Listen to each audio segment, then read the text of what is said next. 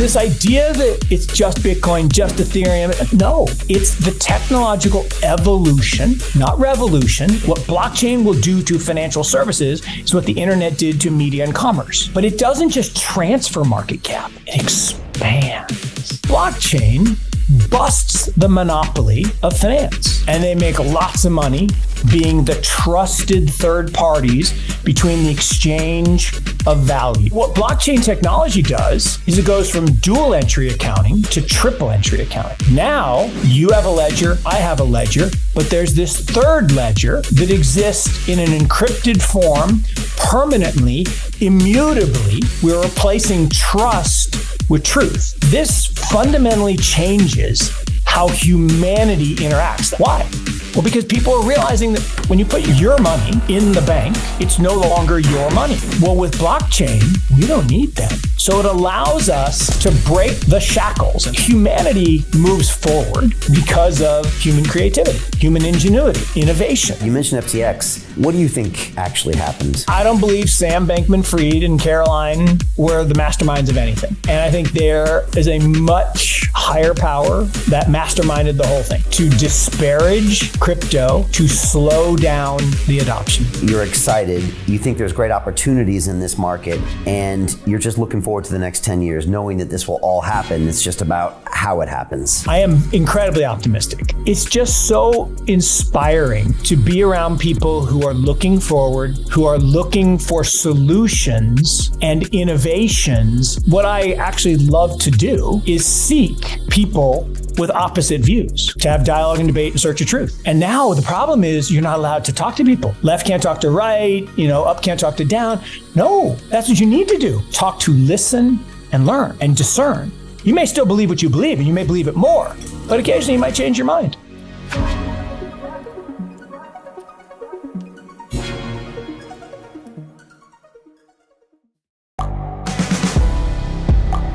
The world is changing. Inspiration is everywhere. It has never been so easy to connect, share, and bring people together. We're learning from others and finding the best in ourselves. Challenging our beliefs. Sharing our vulnerability. Overcoming our fears. Transforming ourselves so we can transform the world. How far can we go? This is London Real. I am Brian Rose. My guest today is...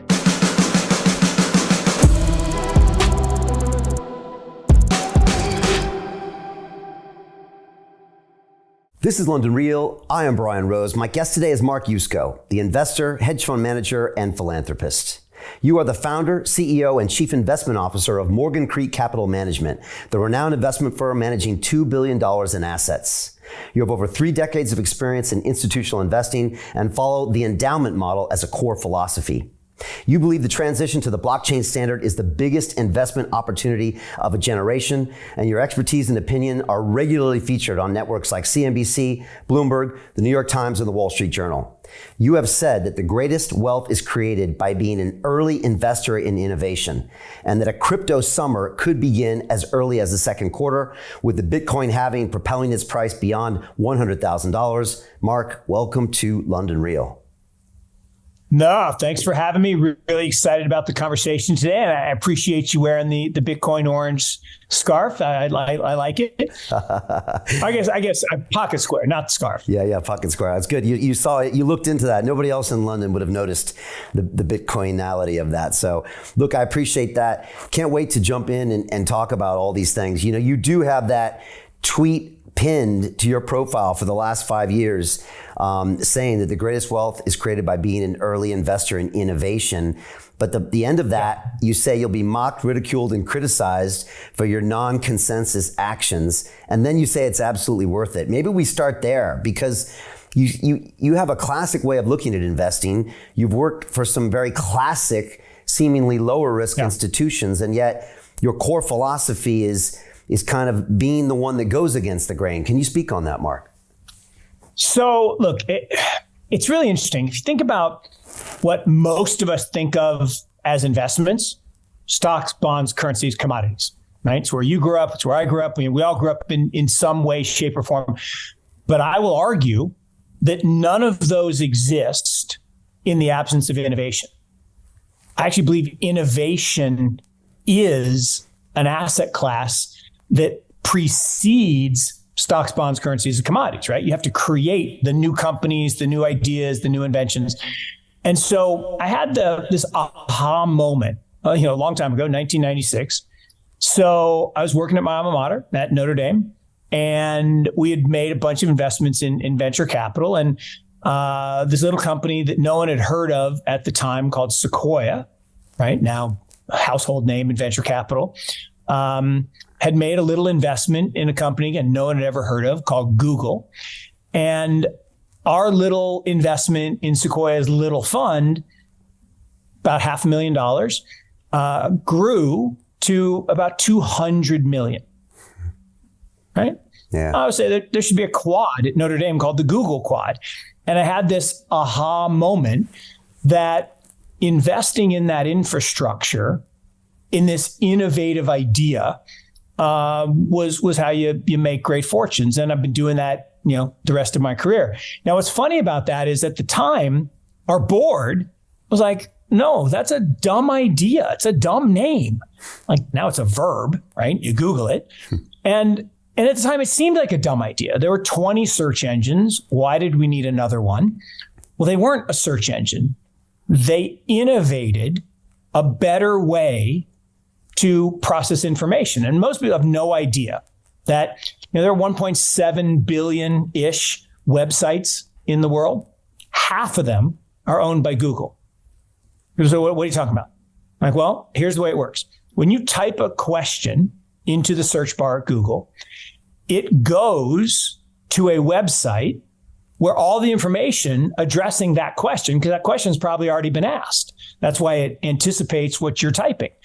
And it has a website that has all that information. So they don't have to search the whole internet for the answer. They have it nicely indexed and all these other things. Now, if you happen to ask a new question, then they create another website with that information. And it was that simple innovation that's led to trillions of dollars of value and fundamentally changed the way we all think about searching for information, processing information.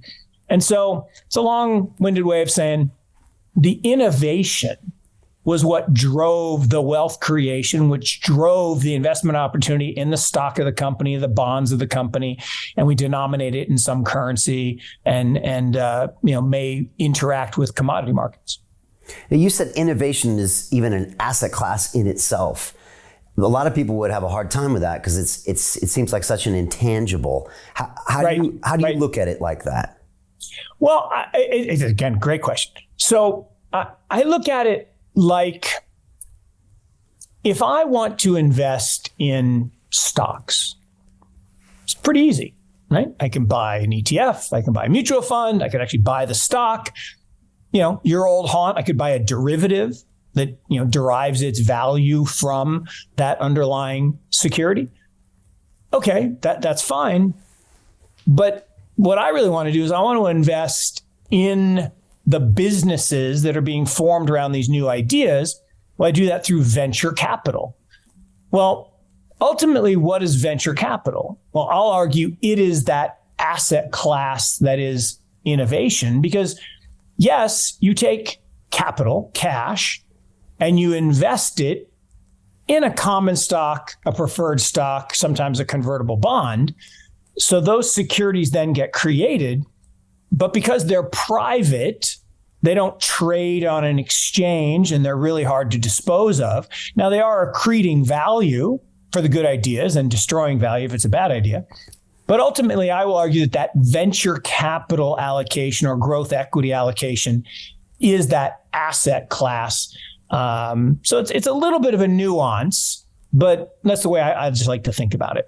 Yeah, it's a really interesting way of looking at it. And so when you started seeing blockchain, for you, it was just a big light bulb, and you said, "This is Brian, innovation." I wish I was that smart. No.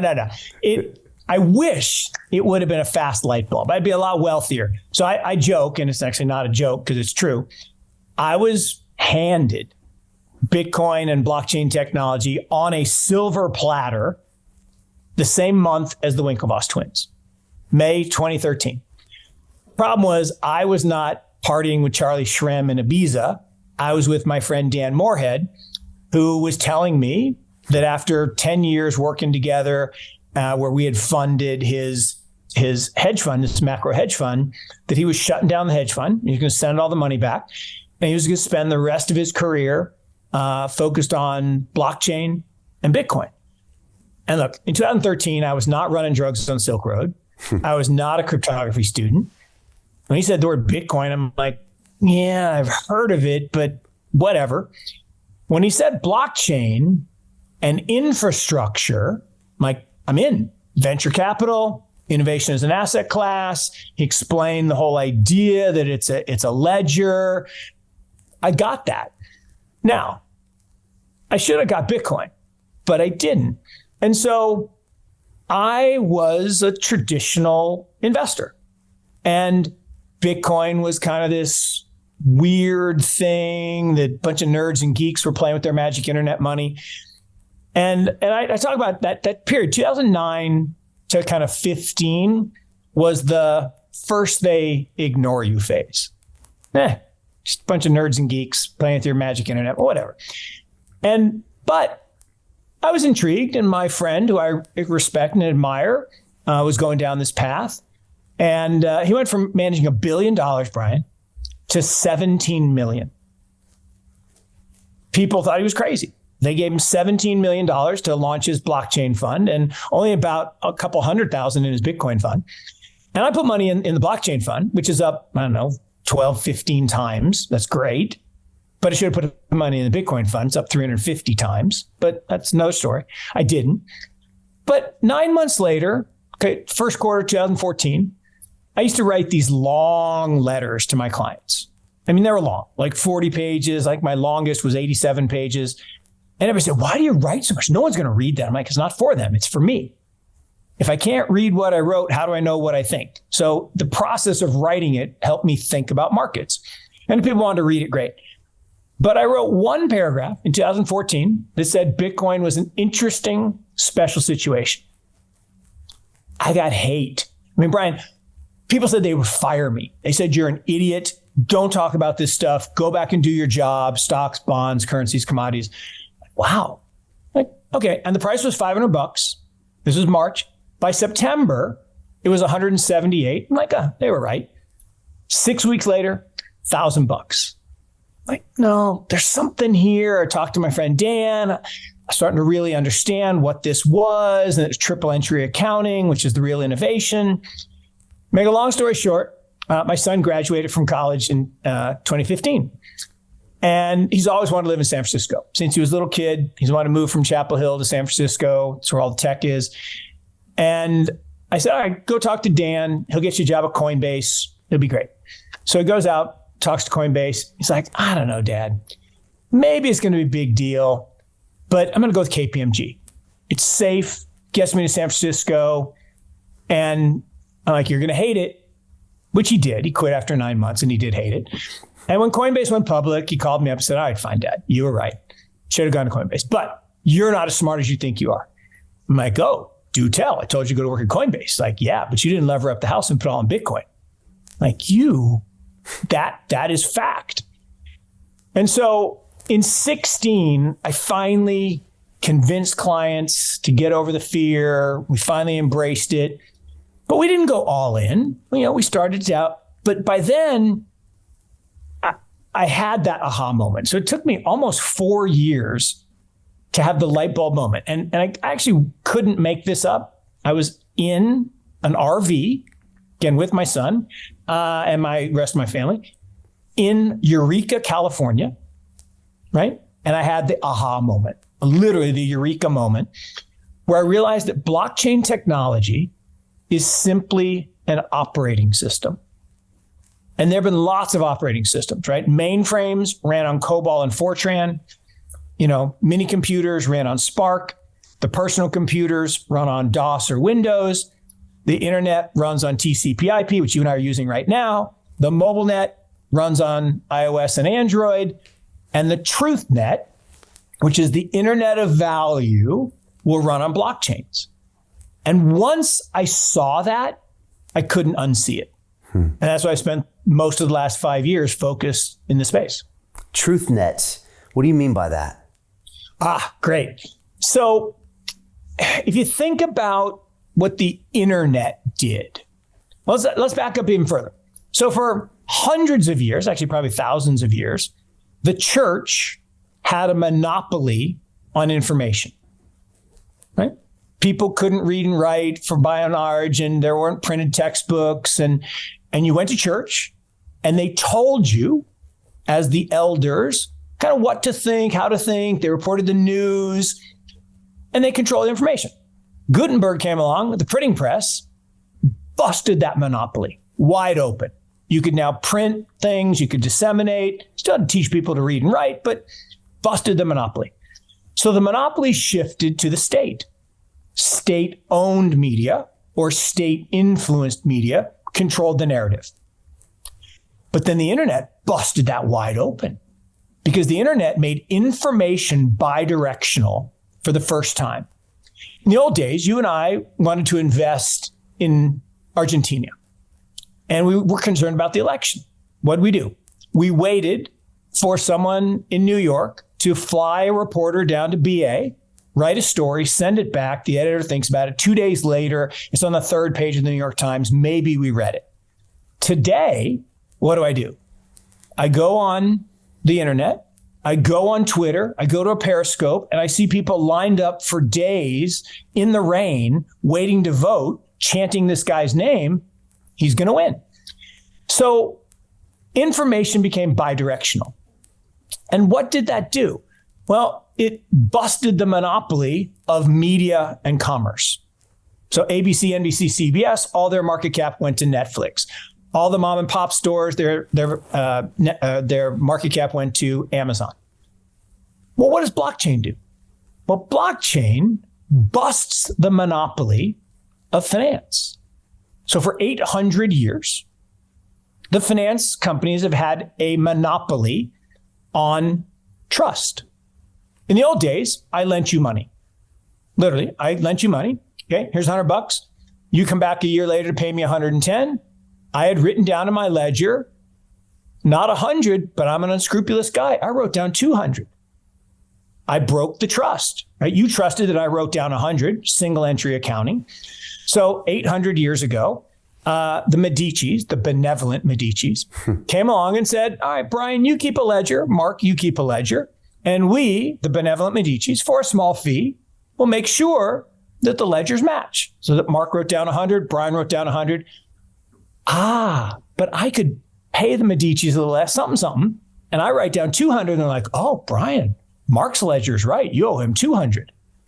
So we had to trust that these third parties, these banks, were doing the right thing. And for 800 years, they've had a great run. And they make lots of money being the trusted third parties between the exchange of value. So like if I wanted to send you money, you have to have a bank account, I have to have a bank account, and they charge us a fee. We trust that my money is safe in the bank, that I send it to you, that they actually send it to you, and that you get it. That's all trust. Well, what blockchain technology does is it goes from dual entry accounting to triple entry accounting. Now you have a ledger, I have a ledger, but there's this third ledger that exists in an encrypted form, permanently, immutably. We don't need to trust anybody. We have truth, right? Mark has a Bitcoin. It's on the ledger. Mark sends it to Brian. It's on the ledger. Truth. We're replacing trust with truth. The internet, the mobile net, the truth net. And how does that change humanity? Because that's what gets fascinating. You'd sound like it's just an accounting system. It's just a ledger here or over there. It's a little book or a thing. But it actually changes the way we interact with each other as humans in a massive way. In a massive way. And again, It's funny. Someone said, what's the key to a great interview or a great podcast or whatever? And people say, oh, you invite good guests and you let them talk. Like, nope, that's not it. What makes a great interview or podcast is asking great questions, doing research, preparing, knowing the topic, asking good questions, but then listening to the answer and asking better follow-up questions, which is exactly what you just did. That better follow-up question is, okay, yeah, you described this thing. It's interesting tech. That's fine. But wait a minute. This fundamentally changes how humanity interacts. That's a big statement. That's a big question, but it's exactly right. And the insight is this. If we think about how we have interacted, okay, for the last 800 odd years, we all have this relationship to things that we think we own, right? So we have things of value. But do we? We're actually experiencing today. There are bank runs happening in the United States and all over. Why? Well, because people are realizing that, wait, when you put your money in the bank, it's no longer your money. It's the bank's money. And you have an IOU that most of the time is money good, unless you woke up in Cyprus in 2012 and they took 3/4 of it to, plug the hole. Or this morning at Silicon Valley Bank, maybe it's not, but it'll all be there because the FDIC will step in or JP Morgan will step in, probably announce they're going to buy them on Sunday.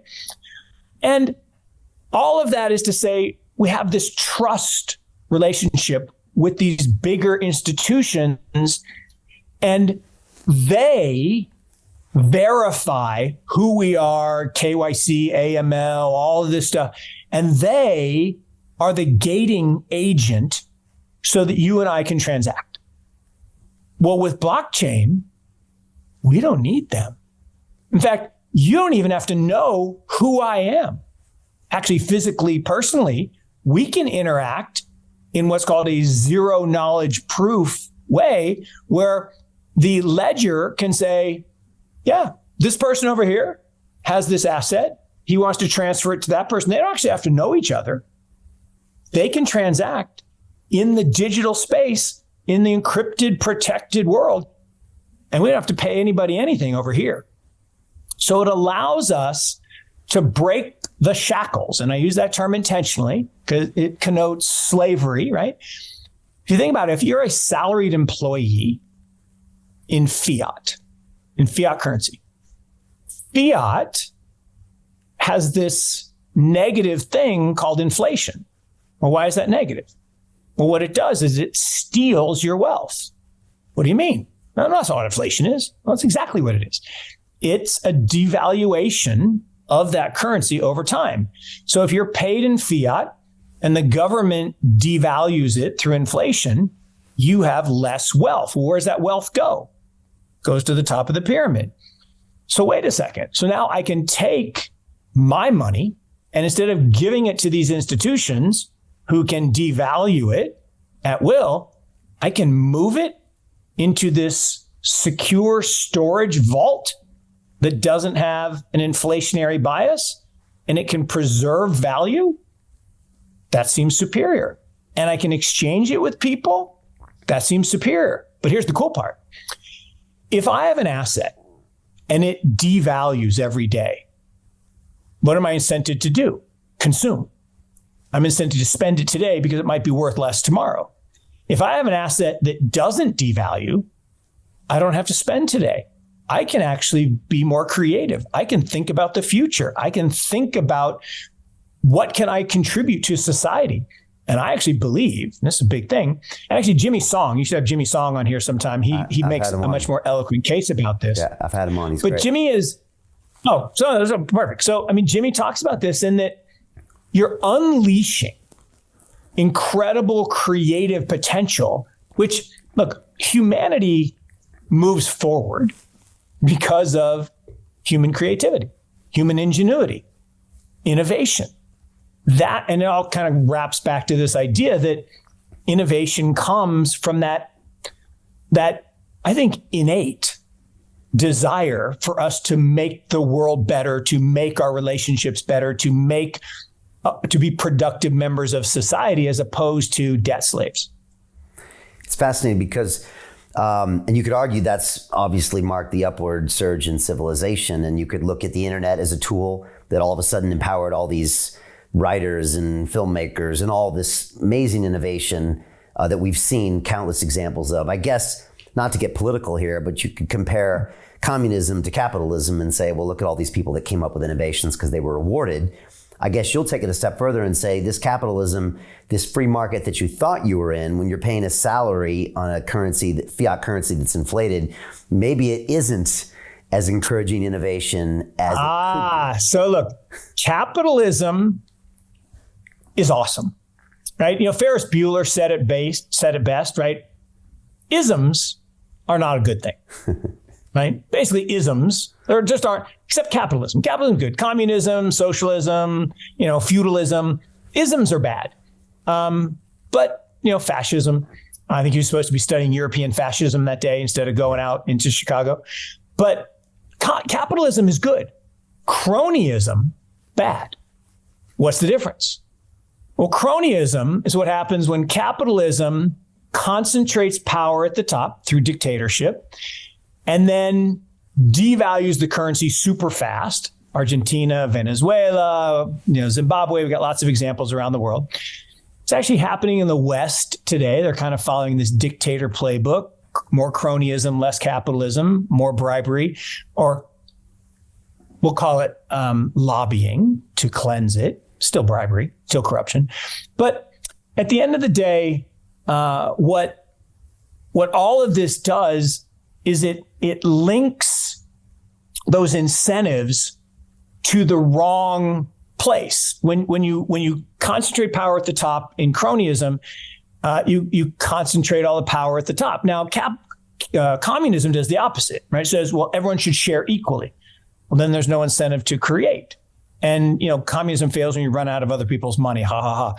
But capitalism, true capitalism, incents every participant to contribute the most. And that's why, as we've seen this move to Web3 and the creator economy, you think the internet was amazing, which it was. Web3, more amazing. Because here's the thing, Web 1 and Web 2, who got rich? So this guy, Tim Berners-Lee, invented the internet. Everybody says, well, who's Tim Berners-Lee? Tim Berners-Lee, pretty amazing guy. I think did he get knighted? Yeah, he's English. Yeah. Got knighted. I mean, amazing guy. And he invented the internet. What did he do? Well, there's this guy, Vint Cerf, who wrote a protocol called TCP/IP. And it was just one of 80 different protocols. And in 1991, Tim Berners-Lee wrote 9,600 lines of code, which converted created the first web page. Now, like I said, there's 1.7 billion of them. And so he invented the internet. Well, why is he not a rich guy? Well, he's doing fine. And the thing I love, he took that 9,500 lines of code, turned it into an NFT and sold it on Sotheby's for like $12 million, which I think is awesome. I wish I could have bought it. But the cool thing is, or the sad thing is, well, who got rich? Zuck. Well, how did Zuck get rich? We stole an idea from the Winklevoss twins. He created a business where he created an app that uses TCP/IP every single day, gathers the data of all the customers, gives away something for free. By the way, if it's free, you're the product. And then he sells your data. Same thing like 23andMe. People pay money to give your DNA to a company who then sells the DNA to a drug company for $1,000. I'm like, I would have happily sold it for $1,000, but I didn't know how. So ultimately, the internet, Web 1 and Web 2, enriched a very small number of application developers and people who controlled the data. Web 3 says, oh, wait a second. I can own my data. I can own my health data. I can own my shopping history. I can own my browsing cookie in an NFT form, which is mine permanently. And I can sell that when I want. I can expose it to whoever I want for a price or for free. And that ownership economy through blockchain technology enables, I think, maybe the greatest unleashing of creative power and innovation. And that's why I think this is the greatest opportunity I'll see in my lifetime. Yeah, I could agree with you more. I started a Crypto and DeFi Academy about 2 years ago, and I've graduated about 1,000 students from around the world. Amazing. And I try to explain to them what the banking system kind of does and how it's involved in so many aspects of your life, and it's taken out 6 to 8% of global GDP out of the economy every single year, and you have no idea. Every single year. Yeah, and I always tell them you have no idea it's happening, and this future is where you can actually, first of all, understand, control your money, which you've always been taught you don't understand your money, and it's for these experts over here, and you can also learn about your money, and then of course own your own data and just open up all these amazing innovations. You have a term called incumbent, which I think you refer to the financial institutions. And Mark, I really want to know, how are they dealing with this, especially maybe in the last 6 months? Because for a while it seemed that they weren't taking action, but then now lately it seems like they're taking lots of action. Lots of action. How do you break it down? It's back to the quote, and I wish I could remember the guy who actually said it, because everyone thinks it was not Mandela. I'm blanking. So it's the famous quote. First they ignore you, then they laugh at you, then they fight you, then you win. Gandhi, I think they always give him credit for, right? No one can credit, but there was some other guy who said it, but it doesn't matter. But so I argue that the 2009, which was the creation, the birth of Bitcoin, the first application of blockchain technology. I mean, blockchain goes back further than that, almost 30 years, but the first application. And 2009 to 15, first they ignore you. Whatever. Okay? Then they laugh at you. So 16 to 21, like, ha, ha, ha, whatever, nerds and geeks. But then what happened is when $1 billion leaves the banking system, converts to crypto, who cares? Multi-trillion-dollar industry, $1 billion, no, who cares? 10 billion? Yeah, whatever. 100 billion? Okay, now this is a problem. So the incumbents, the banks, the financial system says, wait a second. Well, now we fight you. Well, how do incumbents fight? Well, they fight with regulation. And that's been the case forever. I mean, most people have no idea. Everyone's heard the term red flagging or red flagged. Red flag this. I ask people all the time, where'd that come from? No idea. I'll tell you. So horse and buggies were de rigueur for years. And the horseless carriage was created. And the horse and buggy guys were like, no, we don't like that. We don't want that. So they paid a little something to the New York municipalities, and they passed a law called the red flag law. And if you had a horseless carriage, you had to hire a human to walk in front with a red flag to signal that you were coming so that you didn't run into the horses and buggies. No one's ever seen someone walking in front of a car with a red flag in that's alive today, but that was real. And so when the internet came out, right, they said, wait a second, why does it cost $3 a minute for Mark and Brian to talk on the phone overseas? That's ridiculous. You could do it for free. Well, free is bad for the incumbents, for the telephone companies. So they tried to pass a law. Again, lobbying, bribery. They tried to pass a law that would make voice over IP, which you and I are using right now, illegal. Now, Al Gore, who did not invent the internet, but did stop that bill in its tracks. So he does get some credit, right? He does get some credit. But now we're at financial services. And so starting a year ago, the incumbents, the banks were like, whoa. These companies that are taking money in a fiat system, which pays zero. So you put your money in the bank, they paid you zero. Then they would turn around and buy treasuries for 3, have a riskless trade. Life was good for the banks. Not good for customers, but good for the banks. You could take your money out. You could buy a stable coin, deposit it at a Celsius or a BlockFi or Voyager, and they would pay you 6%. Because there was a trading company that would use that stable coin as the other side of a long-short transaction, and they'd pay 15%. So you lend it 15%, you pay 6%, you make a nice spread, everybody's happy. Well, except the banks. So the banks called on the regulators to basically shut them down. They all got shut down. Then FTX comes in, turns out there's a bunch of fraud. So now you got this whole specter of, fraud. Oh, it's a crypto failure. Oh, no. Bad person doing bad things, right? The FTX people stole money, which caused, you can't call them banks, but online financial services or decentralized financial services companies to have asset liability problems, which made them, to go into restructuring. But banks restructure all the time, right? We've had 538 banks fail since the global financial crisis. Forget the global financial crisis. Today, another one failed, Silicon Valley Bank. So it's not a big deal. They get restructured, they get merged in, everybody's fine.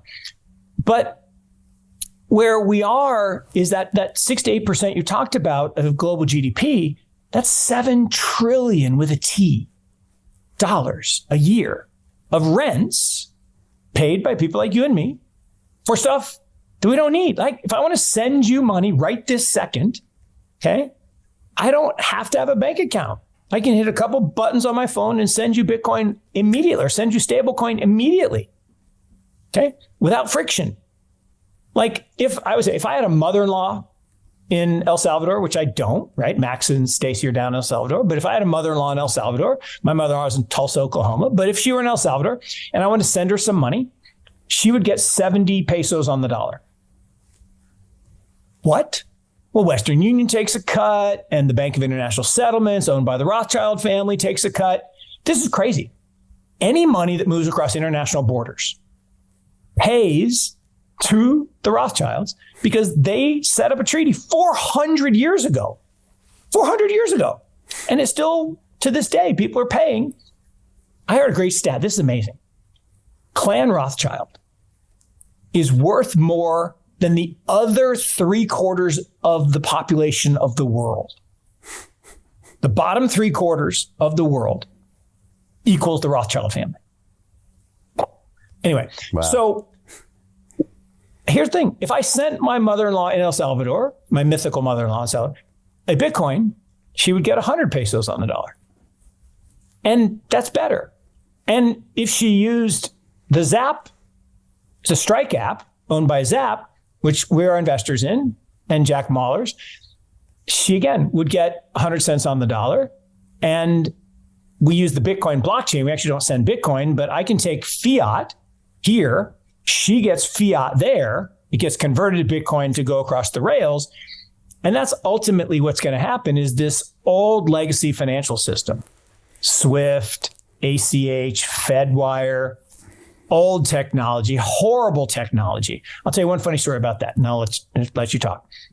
So we had an experience where we had a client in Australia, and they got spoofed. They got hacked. And a wire transfer went to the wrong place because the hacker sent, information. Long story short, we called the bank to say, hey, can you help us try to track down the money? They're like, no, we lost the SWIFT message. What do you mean you lost the SWIFT message? Like, well, it comes on a fax and we can't find the piece of paper. I'm like, are you kidding me? There's no electronic copy. There's no track record of this SWIFT message to say where the money went. I'm like, no, that's bad technology. That needs to go. So, wow. And it will. That's a crazy story about that. Crazy story. But these institutions, they're going to go kicking and screaming. So how does this transition play out over the next 10 years, Mark? Yeah, look, they always go out kicking and screaming, right? The telephone companies went kicking and screaming, but now what do the telephone companies do? They turned into internet companies, right? You don't pay for long distance, you pay for your internet service, or they sell you mobile phone services or whatever. So they will either innovate or die. Darwin was right, adapt or die. And so I think the same thing's going to happen here is Right now, what's happening is the first stage. So the first stage of the war is we'll squash them. So I tweeted this out yesterday. I said, so let me get this straight. Crypto is destabilizing for the financial system. That's the narrative that people are putting out there. Okay.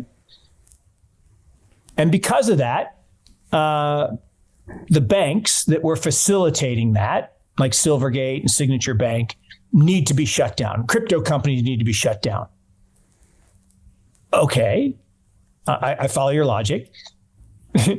In order for the current banks to take over those crypto businesses. Whoa, time out. I thought you said it was destabilizing for the economy. So basically what you're saying is destabilizing for the incumbents. But if the incumbents run crypto, then we're good.